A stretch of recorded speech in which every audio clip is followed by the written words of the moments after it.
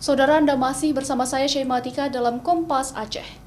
Juru bicara gugus tugas percepatan penanganan COVID-19 pemerintah Aceh meminta orang tua berperan penting dalam menerapkan protokol kesehatan di dalam rumah tangga, apalagi kepada anak-anak yang akan melakukan pendidikan tatap muka di sekolah.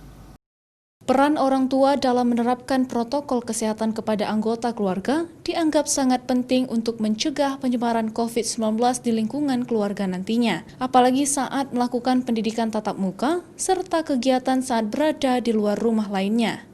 Saat ini memang sebagian sekolah di Aceh telah melakukan proses belajar mengajar secara tatap muka dengan menerapkan protokol kesehatan, serta sebagian sekolah yang masih melakukan proses pendidikan secara daring. Selain itu, edukasi protokol kesehatan juga diminta terus diajarkan kepada anggota keluarga, sehingga selain mendapatkan dari sarana edukasi lain, proses penyesuaian aktivitas dengan protokol kesehatan juga terus dilakukan.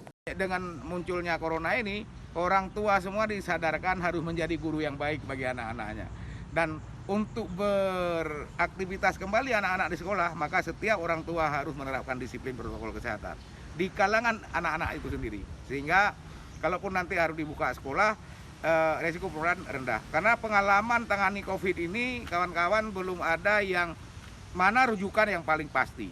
Di Aceh sendiri, hingga kemarin 24 November 2020, jumlah kasus positif yang telah terkonfirmasi bertambah sebanyak 6 kasus, dengan jumlah total kasus hingga saat ini berjumlah 8.160 kasus. Dalam perawatan sebanyak 1.122 kasus, sembuh 6.736 kasus, serta selebihnya meninggal dunia dengan jumlah 302 kasus. Syahril, Kompas TV, Banda Aceh.